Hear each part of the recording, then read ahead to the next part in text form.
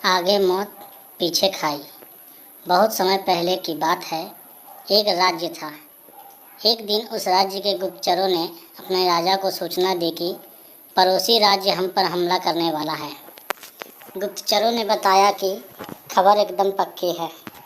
सिर्फ 3 दिनों के भीतर पड़ोसी राज्य अपने विशाल सेना के साथ हम पर हमला कर देगा और उसकी सेना इतनी बड़ी है कि उनका सामना करना बहुत मुश्किल है। राजा बेहद चिंतित हो गया, परेशान हो गया। राजा ने तुरंत सभा बुलाई और सभी लोगों से सलाह मांगी कि अब हम लोगों का मरना तय है। अगर किसी व्यक्ति के पास कोई सुझाव है तो बता सकता है, ताकि हम दूसरे राज्य का सामना कर सकें। राजा के चतुर मंत्री ने कहा, अब जब जान पर बात आ गई है तो इसका एकमात्र उपाय है कि हमें आज ही, अभी ही, इसी वक्त ही पड़ोसी राज्य पर हमला कर देना चाहिए। राजा बोला, मंत्री जी, हमारी सेना बहुत छोटी है, हम उनका मुकाबला कैसे कर पाएंगे।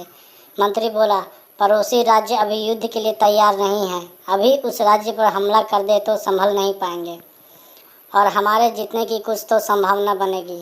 वैसे भी हम पर हमला होने वाला है। वो इतनी विशाल सेना है, हम यूं ही मरने वाले हैं। वो वैसे भी हम 3 दिन बाद मरने वाले हैं, तो क्यों ना कुछ न करने से बेहतर है कि हम कुछ करें।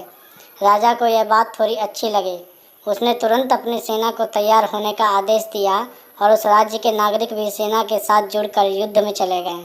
पड़ोसी राज्य तक पहुंचने से पहले बीच में ही एक पुल पार करना होता था। राजा और उसकी सेना जैसे ही उस पुल को पार करते ही राजा ने अपनी सेना से कहा, हम अपने पड़ोसी राज्य में घुस चुके हैं। ये जो पुल है, इस पुल को जला दो। और जलाने के बाद सेना को बोल दिया, हमारे पास में अब कोई रास्ता नहीं है सिवाय लड़ने के। अब हम या तो लड़ के जीत ले या फिर हम यहाँ पर मर जाएं। हमारे पास भागने का कोई उपाय नहीं बचा। सभी सैनिक अपनी पूरी क्षमता के साथ में लड़े और पड़ोसी राज्य की बड़ी सेना को उन्होंने हरा दिया और उस राज्य को जीत लिया।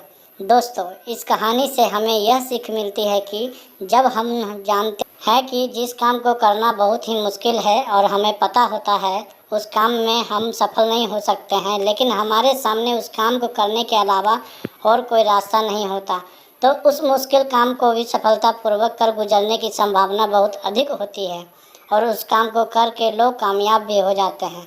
दोस्तों, आपको ये कहानी कैसी लगी? कमेंट करें, लाइक और शेयर करें। ऐसी और भी हिम्मत वाली कहानी सुनने या पढ़ने के लिए सब्सक्राइब ज़रूर करें।